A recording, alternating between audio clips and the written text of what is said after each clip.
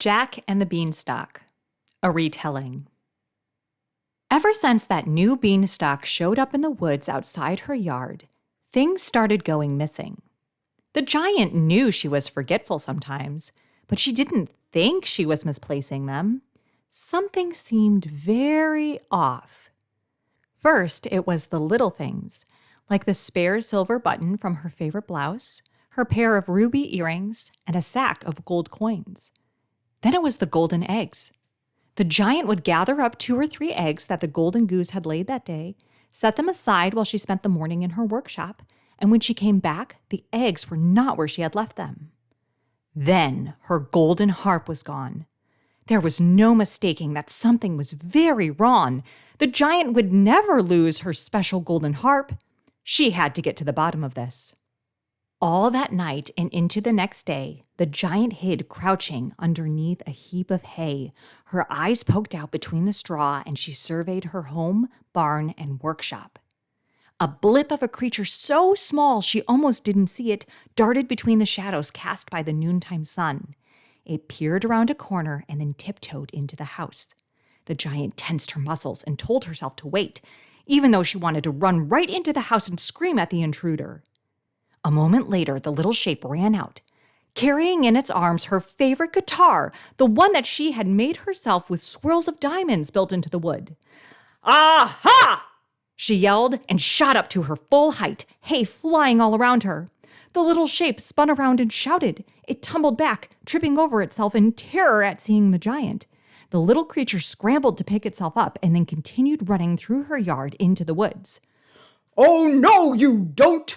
roared the giant, and she took 3 big strides after the creature.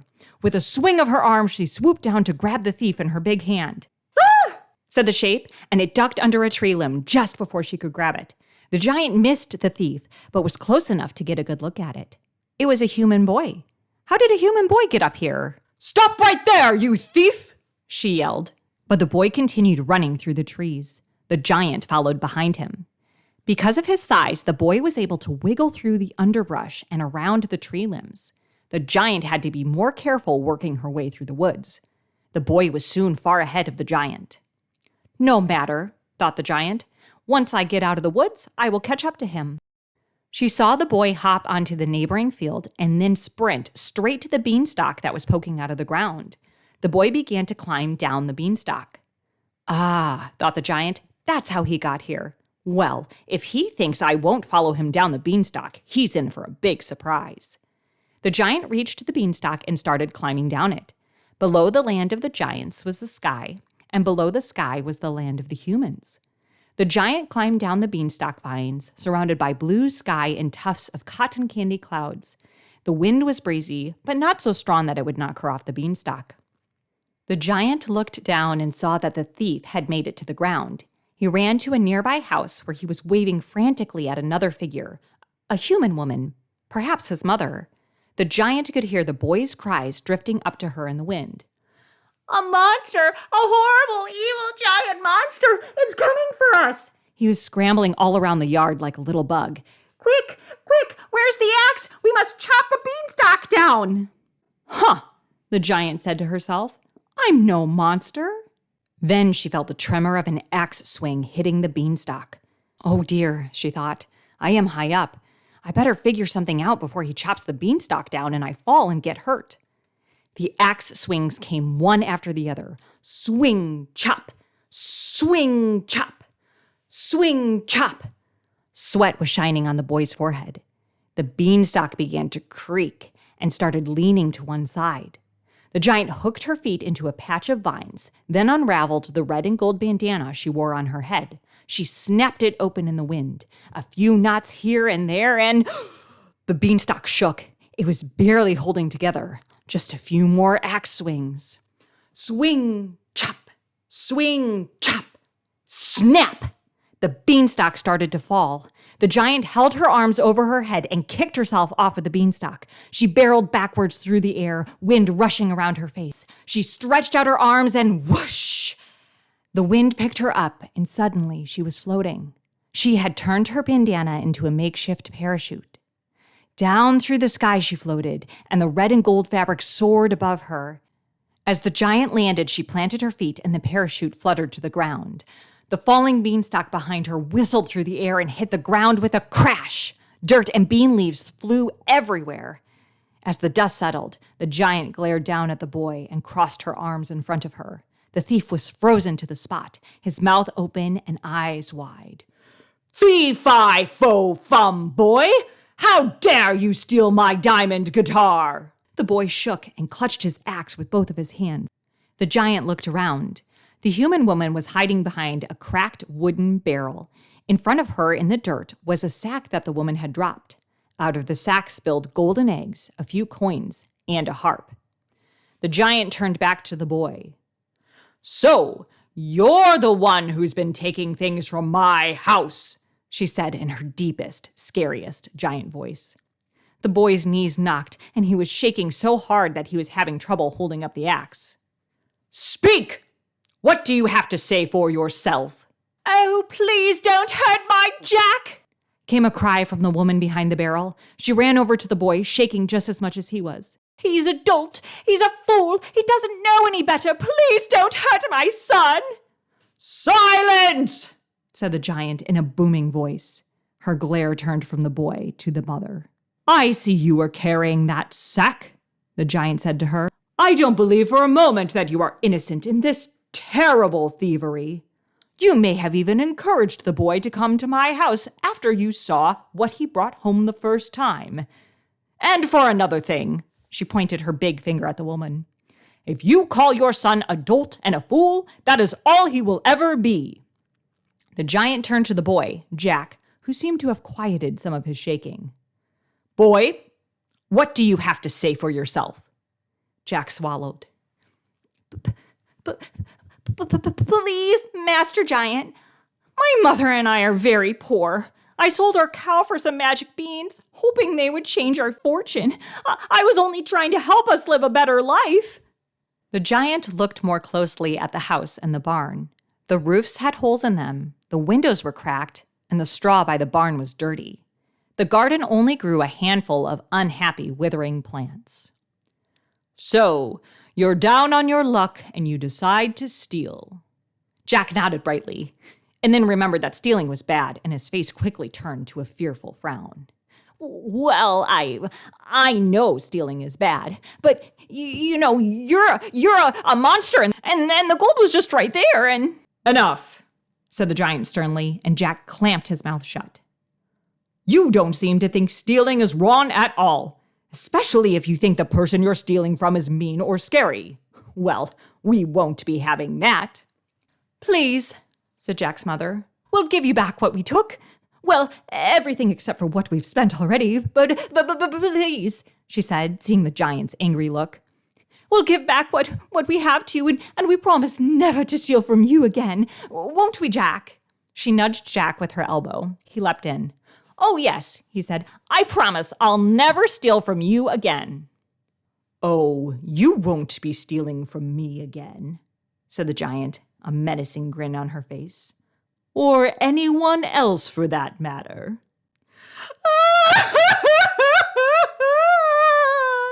wailed Jack's mother, waving her arms around and then clutching her chest. "Please don't squash us to jelly." "Oh, my poor mother and I," said Jack, half crying.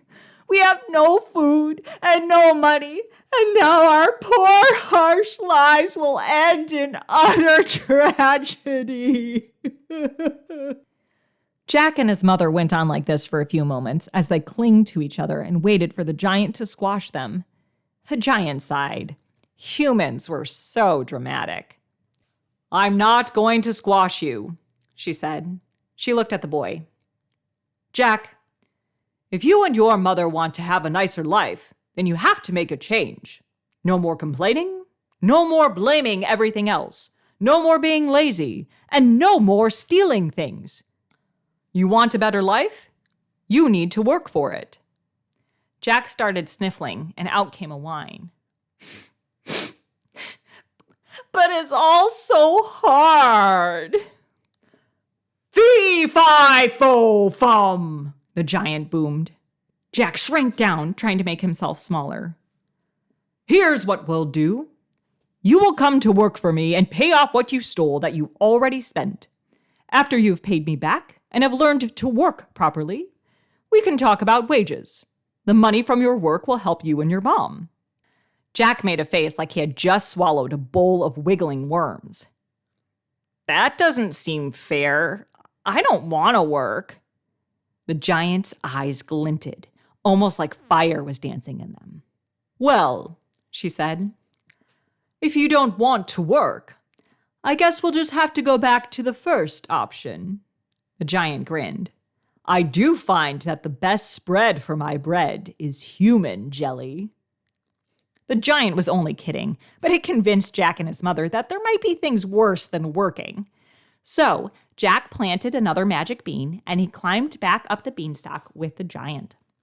The giant explained that Jack would have to work for her to pay her back for the things he stole that he and his mom had already spent. After that, he could decide to keep working for her or go do something else. But whatever it was, it could not be stealing. When they got to the giant's house, the giant set up a human-sized room for Jack in the corner of her barn. It had a little bed, a little nightstand, and a little cushy chair. She made him some scrambled golden eggs for dinner and said he would start his work early the next morning. The next day, Jack woke up to scraping sounds. It sounded like a knife being sharpened to cut him up into dinner. He decided that coming back with the giant to work for her was a bad idea. Jack grabbed his worn-out coat and tiptoed out of the barn. The scraping sounds became louder as Jack got closer to the workshop. He would have to sneak past the open door. He peered inside to see if the coast was clear. Morning sun was streaming into the workshop. It lit up bits of sawdust that were floating in the air, which made the workshop look like it was sparkling. The giant was at the workbench, bandana on her head, moving her arms back and forth. But the scraping sound wasn't coming from a knife sharpener. It was coming from a tool that was shaving a piece of wood. With every scrape, wood curlicues would fall from the wood to the floor. The giant sniffed. "Fee-fi-fo-fum. I smell a human." She stopped her scraping motion and turned to Jack. "Good morning. Nice to see you up so early. Let's have breakfast, and then we'll get started." "Oh, crumbs," thought Jack. "I missed my chance to get away." But he smiled and nodded to the giant, not wanting to show her that he had really been trying to leave. At least she wasn't sharpening knives and getting ready to eat him. His mouth watered thinking about food. Jack's stomach growled. He was hungry. Before the giant's gold, Jack and his mom never had much to eat at the house. The giant made a big breakfast, and Jack stuffed his belly full of the good hot meal. After they ate, the giant gave Jack a tour of her workshop. She was a woodcarver and made everything from furniture to wooden statues. In one corner was a wall of instruments that she had crafted. "I do all my woodworking here in my workshop," the giant said, "and then take it to my store to be sold. At my store, I also sell vegetables from my garden. In the spring, there are berries from my strawberry farm, and there are apples from my orchard in the fall. I'll give you a tour of the fields and the orchard this afternoon." Jack climbed up the leg of a chair and pulled himself onto the giant's work table. "So, you're saying you build things with wood, manage a whole farm and an apple orchard, and run a store? Ugh, when do you have time to do anything fun?" The giant put her hands on her hips, tilted her head back, and let out a big laugh. "Fee-fi-fo-fum. I like all of those things. I'm an artist when I build, I'm a caretaker when I look after the farm, and I'm an entrepreneur when I run my store." "An what?" "Entrepreneur. It's someone who creates new things or manages a business. Usually it's because they see a way to help people, maybe a problem to solve or a way they see to make the world better. I'm a business owner, and I offer a place where people can buy good, healthy food or good quality handmade wood pieces. Not everyone can carve wood or grow things, you know." "Yeah," said Jack, and he made a sour face. "Who would want to work so hard?" The giant shook her head at him. "Look around. No holes in my roof, plenty of food on my table. My work makes me money, and that helps me live my life and take care of myself." "Well," said Jack with a sneaky grin, "I'd rather find a faster way to get what I need." The giant frowned at him. "Like stealing, hmm?" Jack looked at the giant and gulped. He stopped smiling. "Making money takes time," said the giant. "Being a business owner is risky, and a lot of things can go wrong, but it does come with some good benefits. Plus, I have people who work for me who help me." The giant started moving towards the door. "Come on then, Jack. I'll have you clear weeds from the garden this morning while I finish my carving project. Matthias should be here by lunchtime with a cart. When he arrives, we'll load up the ready vegetables for him to take back to the store." At the closest garden to the barn, the giant showed Jack where to pull weeds for the morning and then went back to her workshop. After the giant left, Jack looked down at the weeds and rolled his eyes. This was going to be so boring. He nudged a weed with his toe, hoping it would fall out of the dirt so he wouldn't have to kneel down and pull it out with his hands. The weed didn't move. Jack rolled his eyes again and got down on his hands and knees to pull out the weed. He pulled up 3 weeds in a row, making an ew face each time. The sun was warm, and Jack could feel drips of sweat trickling down his forehead and his back. Yuck, he thought. It's hot and I feel icky. It's time for a break. I should find a river or a pond or something to cool off in. Jack walked down the rows of vegetables and found a lake nearby, surrounded by big leafy trees. Perfect, he thought. I'll take a dip in the lake and then I'll rest under those shady trees. Jack had a nice long swim. After drying off, he laid down between 2 thick tree roots with his hands behind his head, looking up at the sunlight through the leaves. He started feeling sleepy and thought that this was a nice place to take a nap. A little while later, Jack woke up to a booming, "Ahem!" He slowly opened his dreamy eyes and saw the giant looming over him. Jack scrambled to his feet. "Fee-fi-fo-fum, boy! Did you get any work done this morning?" "Well," said Jack, "it was hot." "Next time, ask for a hat," said the giant. "Come on, Matthias is here and you can help load the cart." Jack sighed and slumped his shoulders as he moved away from the lake and back towards the garden.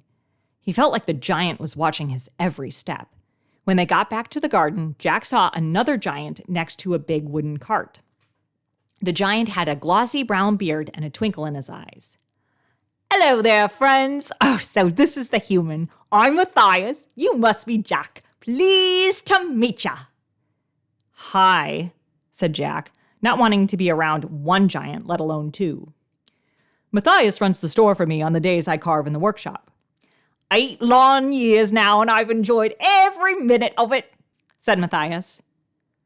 "You've been working for years?" said Jack. "Ugh." But Matthias gave Jack a wink. "Oh, it's not so bad at the store. I love selling well-grown food to people. Plus, I've got a good boss." He grinned. "Well, boss, where are those ripe pumpkins you were talking about? And the cucumbers. We can't spend all afternoon with empty shelves." The 3 of them loaded up the cart with the vegetables. At first, Jack was really slow and lazy, carrying 1 small cucumber at a time. But when both giants looked at him as if loading would be better if they just ate him instead, he decided to carry more at a time and go faster. When they finished, Jack was tired and ready for another nap. He thought about sneaking away to his soft bed in the barn. But the giant knew his tricks now and wasn't going to let him out of her sight.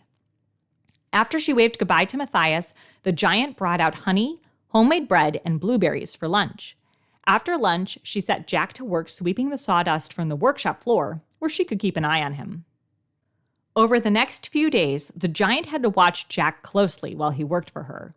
It was easy for him to get bored or lazy. He would find any excuse not to do something.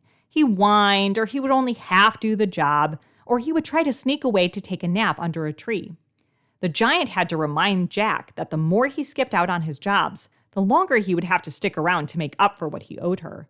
This usually got Jack working for a bit again, but whenever he could get away with doing less, he certainly would try. When the giant felt that Jack had done enough work to pay her back for the missing things, the giant said to him, You have paid up for what you stole from me that you weren't able to return. You can keep working for me and make some money for your work. Or we can say our goodbyes and you can head off and do something else." Jack rolled his eyes. "Thanks, but no thanks," he said. "I'm so tired from all these days I already worked.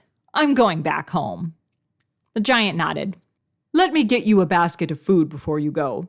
You can take it back to your mom. And Jack," she leaned down and gave him a pointed look, "no more stealing. I doubt anyone else will be as forgiving as I have been." Jack pouted and didn't say anything. The giant kept looking at him and then raised an eyebrow. Jack gave a dramatic sigh. "Okay, fine, I won't steal." "Good," said the giant, and then went to fetch him some vegetables from her garden and a few other things for him to take home.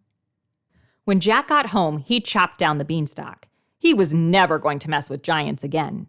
He didn't want to risk any giants coming down that beanstalk in the future. Jack returned to his usual activities of napping in the shade under trees, skipping rocks at the pond, and walking up and down the road by his house. That week, a thunderstorm rolled in and darkened the whole sky with clouds. The storm poured buckets and buckets of rain and made the house shake from the thunder. Jack and his mom had 2 whole days of rain dripping through the holes in their roof. It was damp and wet and miserable. They both sat in the house shivering and complaining. Jack remembered the soft bed in the warm barn of the giant. "I bet if the giant gets any holes in her roof, she fixes them right away," Jack thought. The day after the storm passed, Jack and his mom ran out of the food that the giant had given them. Jack's belly rumbled. His mom complained that Jack should have gotten more food from the giant. Now they would go hungry. Jack put his hands on his rumbling belly and thought, "The giant always has food at her house." "Jack, get out and get moving," said his mom. "You need to go out today and find us some money or some bread. Otherwise, we'll starve by the end of the week." Jack liked having food and didn't want to be starving again. Remembering that stealing was bad, he went into town and asked the townfolk if there was any work he could do. The blacksmith shook her head. "Remember the last time I hired you to help? The forge started on fire because you fell asleep instead of tending the bellows." The doctor laughed at him.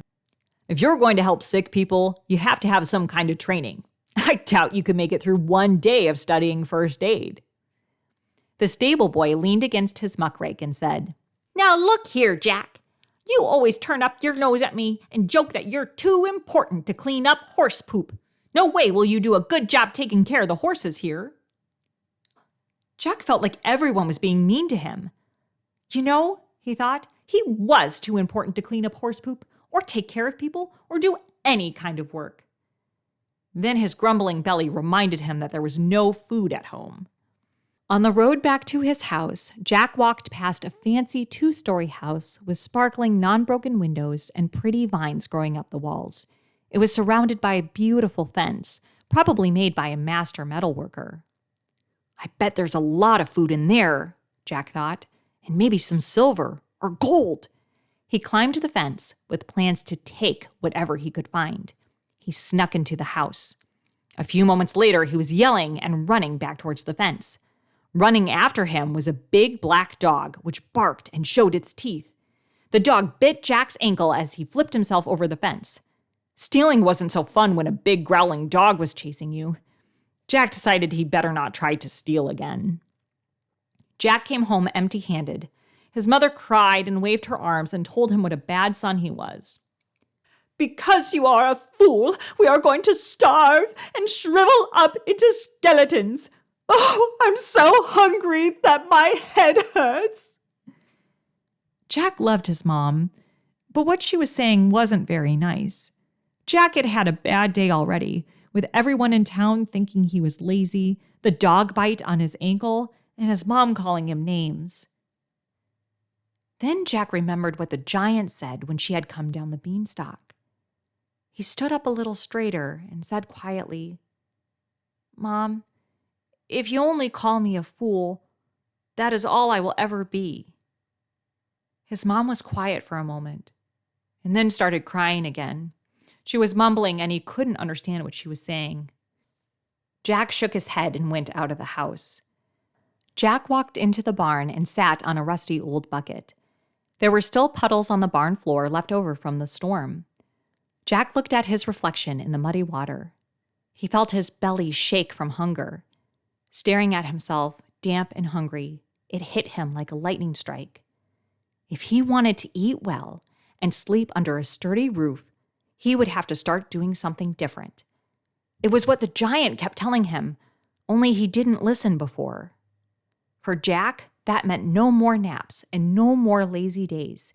He would have to find work so he could buy food and take care of the house.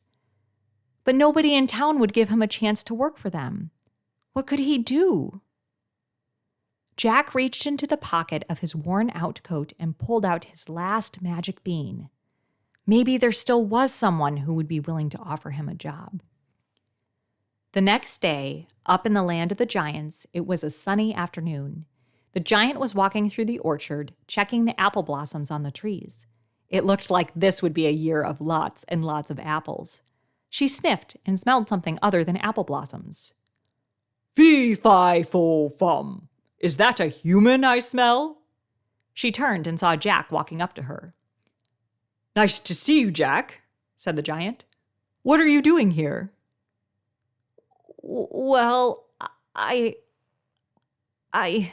said Jack, feeling the words stick in his throat. The giant gave him a kind look and kneeled on the ground beside him. Take your time, she said. Slowly, as if Jack was saying the words for the first time in his life, he said he was sorry about stealing from her and not being a great worker before. He told the giant about the thunderstorm, about the hunger, about the townspeople, and even about trying to steal and what happened with the dog. He looked down, embarrassed when he told her that.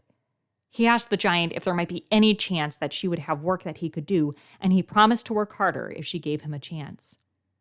The giant smiled and said she would. So, every day, Jack would climb the beanstalk, spend the day working for the giant, and come back home with a coin to put in the savings box.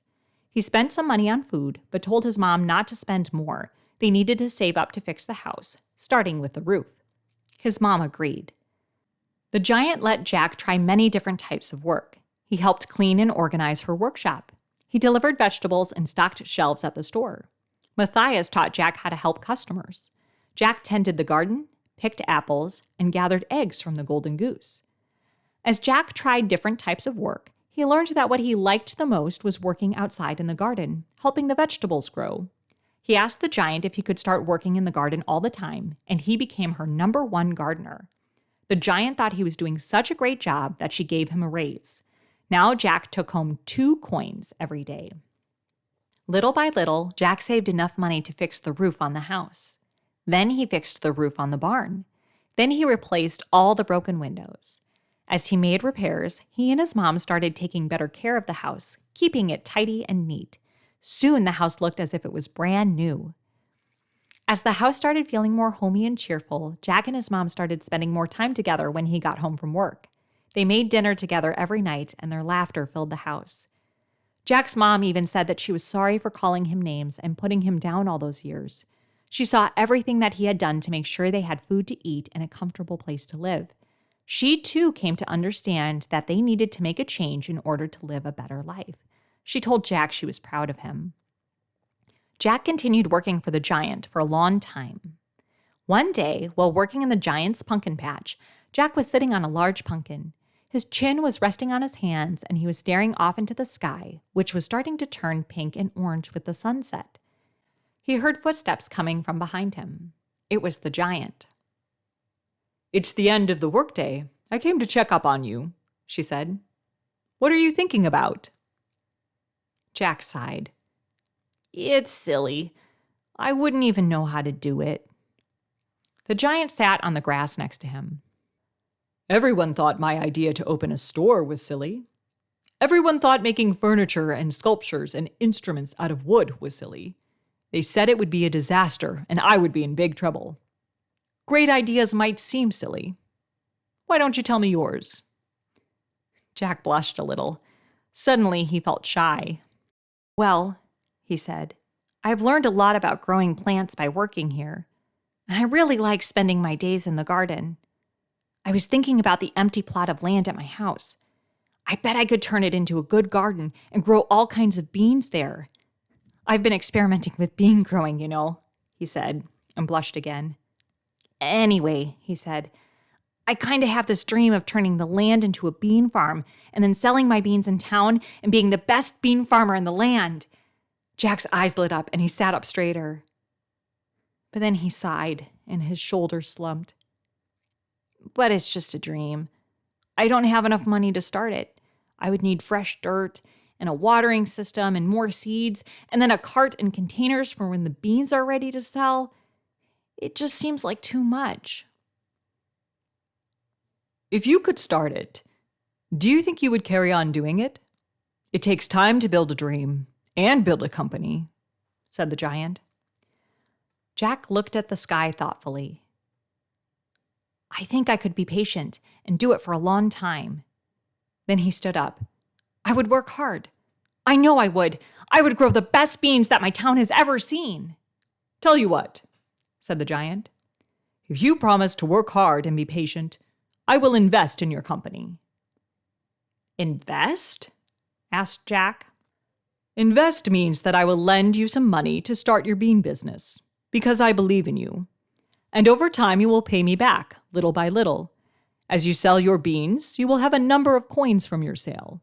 Each time, you'll give me a couple of coins. Eventually, you will pay me back enough coins for it to add up to the money I gave you at the beginning. Investing gives you a chance to get started. What do you think? Oh, thank you, said Jack. I won't let you down. The giant gave Jack some money to start his bean business. She taught Jack what parts of the business he needed to report to her, since she was his investor. Jack kept her updated on what supplies he bought and how the beans were growing. He was patient and gave his bean sprouts a lot of attention. They grew, and soon he had beans to sell. The first time he took his beans into town, everyone walked around his cart and ignored him. No one was interested in buying beans from a young man, especially when that young man had once been a thief. Jack felt bad. He had worked so hard to grow his beans and package them up nicely. After a whole day and no sales, he walked home with his head down, pulling his cart. He wanted to cry. Jack decided to talk to the giant. He didn't know how he was going to sell his beans. The giant was not worried at all. You have only been trying to sell your beans for one day. It will take more than that. You have to show up every day. One day, someone will buy your beans. They will like your beans so much that they will tell someone else, and then you'll have more customers who will tell more people, and soon you'll be sold out of beans. But no one even looked at my cart, said Jack. He was still feeling sad. Well, let's give them a reason to stop them right in their tracks, said the giant. The next day in the town, the blacksmith smelled something really yummy that made her mouth water. Was someone in the town cooking something? She followed her nose. She ran into the doctor, the stable boy, and a bunch of other townsfolk, also following the same smell. The smell led them to the town square. There was Jack with his cart of beans set up for selling. Next to his bean cart was a big table where the smell was coming from. There was a big bowl of steaming bean soup. There was a green bean salad, and there was chili. There was even bread made out of beans. Jack's mom stepped in front of the table with a tray of small containers. I have samples! Everyone come and try some of Jack's fabulous beans. The townsfolk all crowded around Jack's mom. They tried the samples and talked about how delicious the food was. Some people came over to Jack to buy a bag of beans. He helped customers find the type of beans that they would want for a meal and even gave them recipes with their bean purchases. Jack sold a lot of beans that day. The giant had given him a great idea with the samples and the yummy smells. From then on, Jack sold more and more beans every day. Every week, Jack paid a small amount of coins to the giant. Soon, Jack was doing so well and his beans were so famous that he was able to pay the giant back for the full amount that she had lent him. The rest of the money he made went into growing his bean business. He bought more land and hired more people to work for him and help him at the bean farm. Jack and his mom worked hard and took care of the bean farm. Even though they were busy and life wasn't perfect, growing and selling beans was way better than the days where Jack had napped all afternoon and they had lived in a rundown house. Jack was glad that he had met the giant and for everything she had taught him. They all lived a happy life for the rest of their days. The end.